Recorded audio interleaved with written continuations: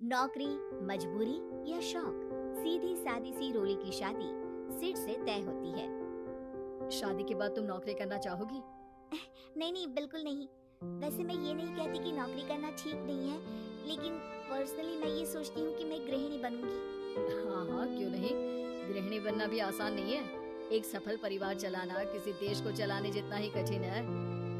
रोली को सिड का साथ और बात दोनों अच्छी लगती है, और फिर वो दिन भी आ जाता है जब दोनों की शादी हो जाती है। शादी के बाद ये क्या, सारा दिन किचन में कपड़े और चार दीवारों के आगे पीछे घूमती रहती है। जा बाहर निकल कर देख, कितनी स्मार्ट लगती हैं वो औरतें जो नौकरी करती है। हाँ, अच्छी तो लगती है सासू माँ, लेकिन मैं नौकरी नहीं कर सकती। मेरा मन घर के कामों में ही लगता है।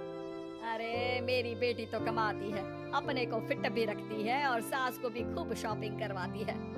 अच्छी बात है ना सासू माँ, मैं तो जो है उसी में संतोष मान लेती हूँ। बरकत होनी होगी तो इसी में भी हो जाएगी। ये बोलकर रोली चली जाती है। एक दिन सास की सहेली घर आती है, जहाँ रोली उन्हें चाय के साथ कई तरह के पकवान बनाकर खिलाती है। अरे वाह, तेरी बहू तो बहुत गुणी है, कितना सब बनाकर ले आई। मेरी वाली तो ऑफिस से आकर 2 रोटी ही सेक दे तो समझो एहसान कर दिया। अरे ऐसा ना बोल, तेरे घर में 2 कार, 4 मंजिला मकान और तेरे लिए जो वो अपने पैसे से साड़ी लाती है वो भी तो कितनी कीमती होती है। अरे मेरी वाली तो बस सारा दिन इन्हीं 2 कमरों को ताजमहल बनाने में लगी रहती है।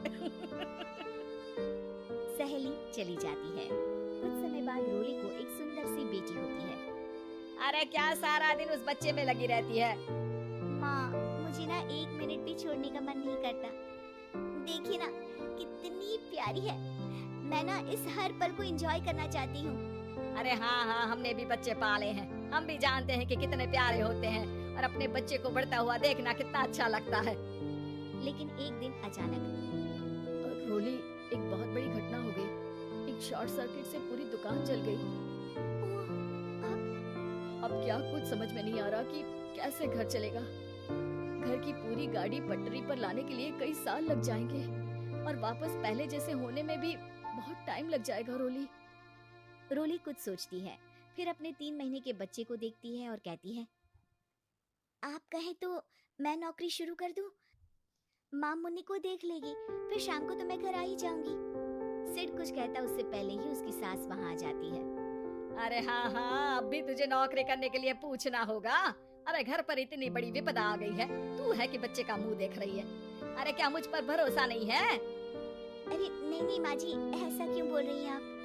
फिर क्या था, सिड से पूछकर 3 महीने के बच्चे को रोली सास के पास छोड़कर चली जाती है। शाम को ऑफिस से आने पर अरे सारा दिन इसने तो चैन नहीं लेने दिया, बस गोदी में ले लेकर घूमती रही।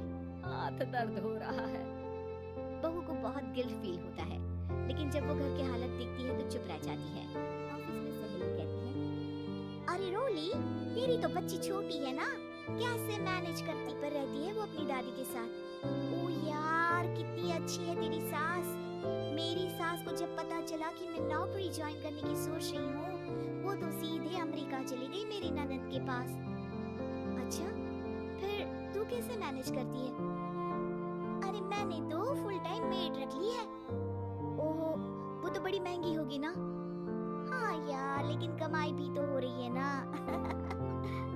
यार, मैं तो कभी अपना बच्चा इनके मम्मी पापा के पास ना छोड़ूं। प्यार दुलार में खराब कर देते हैं ये दादा दादी बच्चे को। नहीं नहीं, मुझे अपनी सास पर पूरा विश्वास है। जो मेरे पति को इतनी अच्छी शिक्षा के साथ बड़ा कर सकती है, वो मेरी बच्ची को कभी नहीं बिगाड़ेगी। खैर, रोली की इस सोच से उलट पड़ोसियों के बीच हाथ में बच्ची पकड़े रोली की सास कहती है, अरे क्या बताऊं, सारा दिन बहू बाहर रहती है। पहले अपने बच्चे पालो, फिर बच्चों के बच्चे। अरे अपना जीवन तो कुछ रहा ही नहीं। अरे नहाने भी जाती हूँ ना तो इसे साथ रखती हूँ। कल को कहीं गिर गई या चोट लग गई तो बहू तो हमारी खाल उखाड़ लेगी ना। अरे ऐसा भी क्या डरना बहू से, नौकरी थोड़ी की है उसकी। अब क्या बताऊं, पढ़ी लिखी लड़कियां हैं आजकल की। चलो चलती हूँ, सब्जी बनाने का वक्त हो गया है। बच्चे आएंगे तो खाना तो बना मिले। सास ये बोलकर वहाँ से चली जाती है कि तभी रोली ऑफिस से घर पहुँचती है। बाहर पड़ोसियों को देखकर, नमस्ते आंटी जी, कैसी हैं आप? अरे बहुत अच्छी हूँ, लेकिन तेरी किस्मत तो सबसे अच्छी है। क्या सास पाई है, मोती दान किए होंगे तूने। तेरा बच्चा भी देखती है, खाना भी बनाती है। बेचारी बहुत काम करती है तेरी सास। हाँ आंटी, सही बोल रही हैं आप। अब ऑफिस भी दूर है तो आने जाने में वक्त चला जाता है। खैर चलती हूँ। हाँ हाँ बेटा जाओ, गर्मा गर्म खाना खाओ। रोली घर आती है, जहाँ सास एक बार फिर छोटी सी मुन्नी की शरारतें गिनाने में लग जाती है। अरे आज तो इसकी वजह से मुझे 2 बार कपड़े बदलने पड़े। बार बार पानी गिरा दे रही थी। दोपहर में थोड़ा सोचा कि आराम कर लूं, तो दूध के लिए रोने लगी। हाय, मैं तो परेशान ही हो गई। रोली को सास की बात अब कुछ अजीब लगती है, पर वो जल्दी से कपड़े बदलकर किचन में जाकर रोटियां बनाने लगती है। सारा महीना काम करने के बाद रोली को सैलरी मिलती है। वो पैसे लेकर सीधे सास के पास जाती है। माँ जी, ये मेरी सैलरी। आपने हर कदम में इस घर का साथ दिया। मैं नौकरी करने के पक्ष में नहीं थी, मैं तो अपने बच्चे को बढ़ता देखना चाहती थी। मैं थोड़े में भी खुशी थी। कभी मैंने आपको किचन में पैर नहीं रखने दिया था। घर की मुसीबत नहीं आती तो मैं कभी इन जिम्मेदारियों को आप पर पड़ने नहीं देती। अब सास समझ चुकी थी कि उसकी गलती कहाँ है।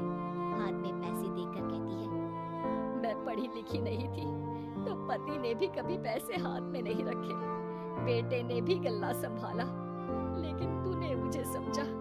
ये मेरा सम्मान है कि एक बहू होकर तूने पूरी सैलरी मेरे हाथ में रखी बेटा।